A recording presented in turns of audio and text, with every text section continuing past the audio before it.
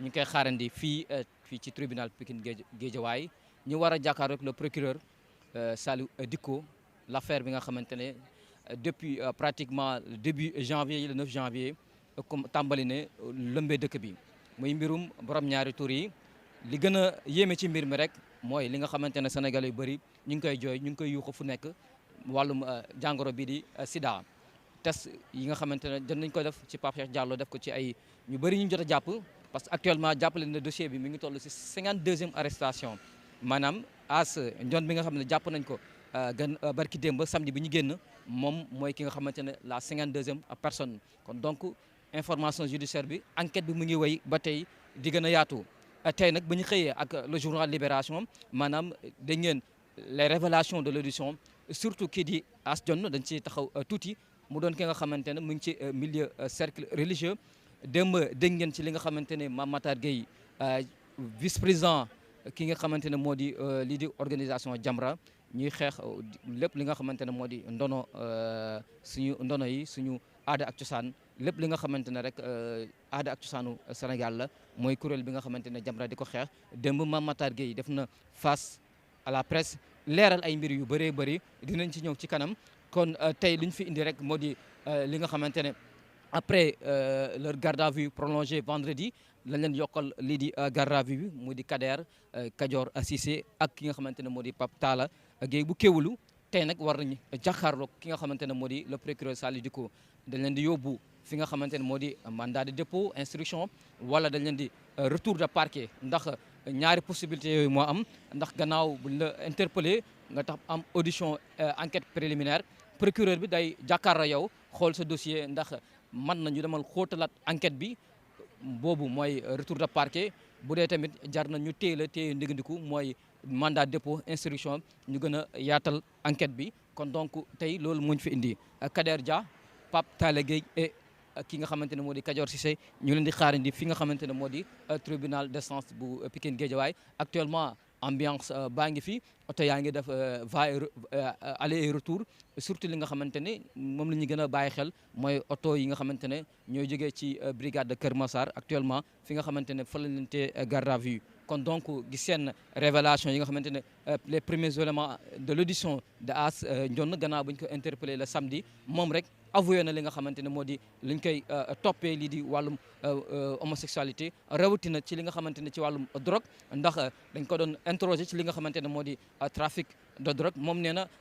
si ay kàddoom ci d'après journal Libération moom bokkul ci li nga xamante ne moo di association de malfaiteurs ak li nga xamante ne moo di jaayam drogue moom daal nee na daaw na ko utiliser du lenn lu dul ngir yokku kattanam buy sëkk ak ñi nga xamante ne moo di ay partenaire am rawatina kii di Pape Cheikh Diallo loolu muy des aveux choquants des aveux yi nga xamante ne daanaka mi ngi jur coow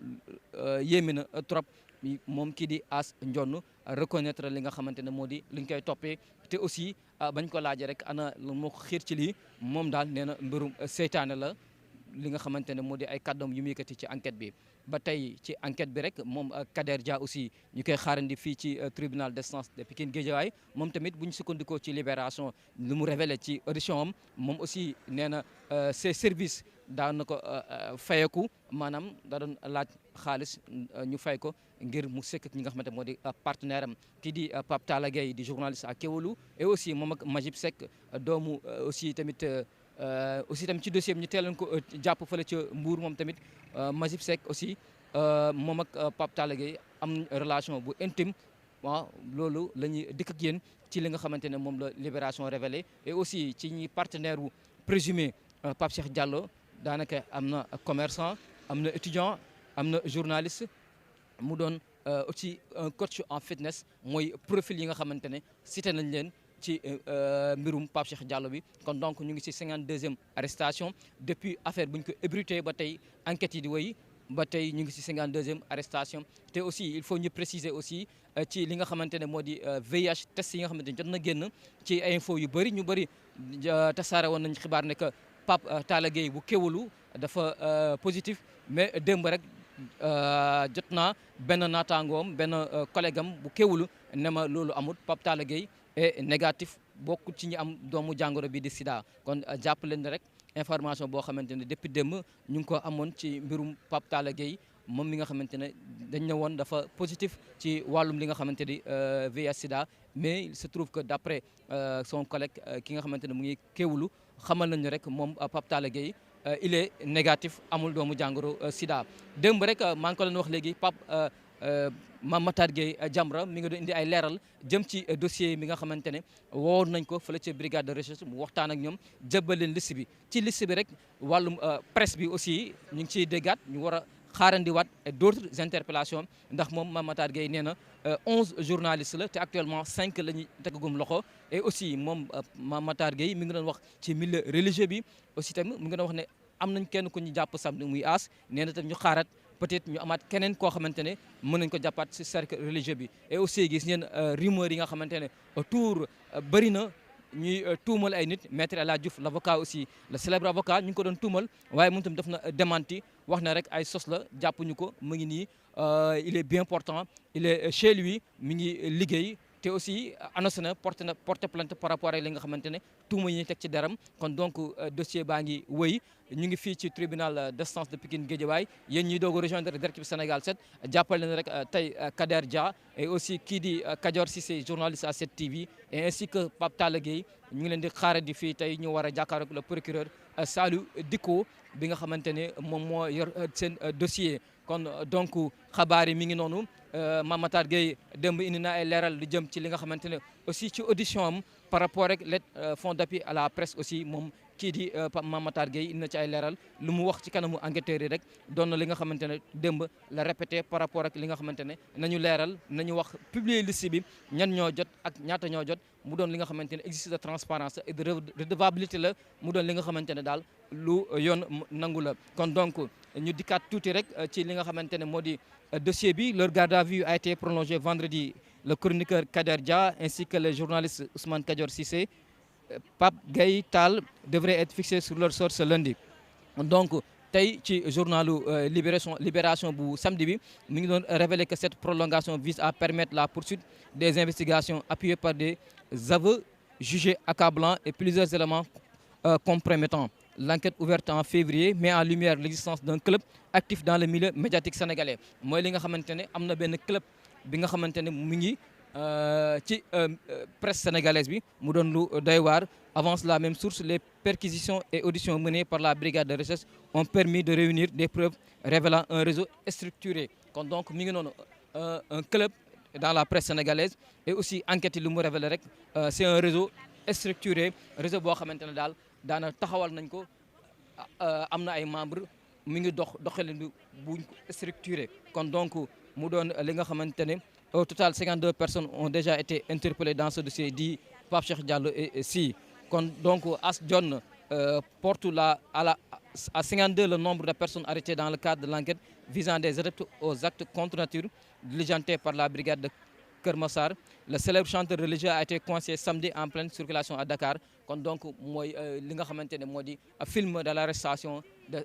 As Ndione de Touba à Dakar. gis ngeen li nga xamante ne moo di éléments yi ni ñu ko toppee wër ko ba jàpp ko biir Dakar ci circulation. kon donc dañuy wéy ak yéen rek ak Sénégal 7 ñu waxtaanee li nga xamante ne mbir bi doy na waar doon na li nga xamante ne mbirum homosexualité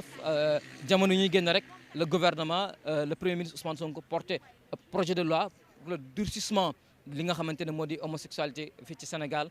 gis ngeen la réaction, la vague de réaction à l'international, les lobbies, les droits de l'homme au niveau de l'international et même que ñi nga xamante ne dañuy financer Sénégal rawatina la Wallonie. premier ministre gis ngeen ouvertement mu publier que dootul ñëw Sénégal amoon na déplacement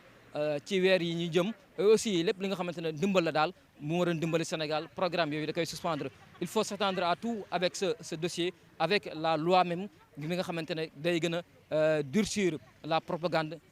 lépp li nga xamante ne daal jëm na ci dimbali leen wala taxawu leen di leen defal publicité LGBTQ+. et aussi lépp li nga xamante ne daal jëf joo xamante ne suñu aada ak suñu diine nanguwu ko reconnaître ko. il faut s'attendre à tout. kon donc mu doon enjeu yu doy waar yi nga xamante ne lakkute na ci dossier boobu. enjeu yi daal ëpp na considération politique wala non état dafa doon à l'échelle internationale. gis ngeen ne adduna bi am na ay pression depuis des décennies. les lobbies et les organisations internationales ñëpp ñi nga xamante ne d'ailleurs même au sein des Nations Unies la résolution 41/18 day protéger orientation sexuelle mu doon li nga xamante ne c'est un combat boo xamante ne combat bu métti la pour criminaliser ko du yomb pour li nga xamante ne état yi nga xamante ne ils sont faibles ils sont pas souverains sur le plan économique sur le plan monétaire et financière dinañu am ay jafe-jafe ngir mën a surmonter li nga xamante ne moo di cette question kon donc sur ce la ñuy accès suñu waxtaan ndax sénégalais yi est-ce que réellement enjeu yi nga xamante ne wundu na ci durcissement loi wu homosexualité gis ngeen ravage yi muy def ci suñu société rawatina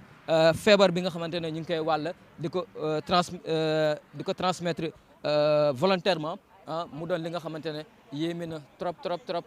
dañuy wéy ànd ak yéen ak suñuy naataango yu ñu nekk fii ci tribunal bu tribunal instance de Dakar mu doon dossier bu doy waar dossier bu yéeme rawatina la loi bi nga xamante ne il fallait s'attendre à des réactions yi nga xamante ne des conséquences sur le plan international ndax tout le temps ni mu koy waxee rek daanaka homosexualité dañ ko considéré woon comme maladie mentale dans les années 80 lañ ko dindi ko ci liste des maladies mentales loolu nag OMS moo ko def mu di organisation mondiale de la santé kon donc le pourquoi ñu dindi ko c'est une question le pourquoi ñu bëgg ko promouvoir def ko une valeur universelle c'est une question le pourquoi ñu bëgg ndaa ñu ngi lay nuyu ñu ngi fi tamit tey ci mbirum l'affaire Pape Cheikh Diallo di la nuyu di nuyu Solution TV internet yi di leen jaajëfal bu baax si liggéey bi ngeen di def kilifa yi fa nekk yëpp macha allah tey nag mbirum homosexualité doon na sujet boo xamante ne peut-être Sénégal ñu ngi koy doog a dund avec l'affaire ndax révélation yi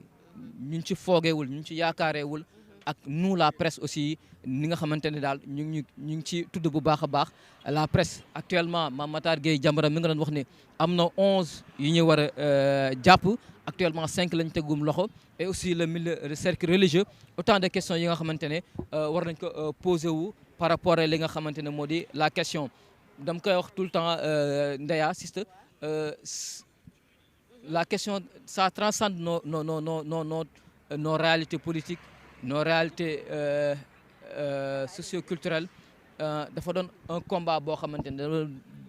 c'est face à deux civilisations la civilisation occidentale gi nga xamante ne boo demee ci ay dëkk yu bëree bëri dañu reconnaître mariage entre góor ak góor jigéen ak jigéen ils vont au-delà dañ leen di promouvoir dañ leen di dimbali donc nag pourquoi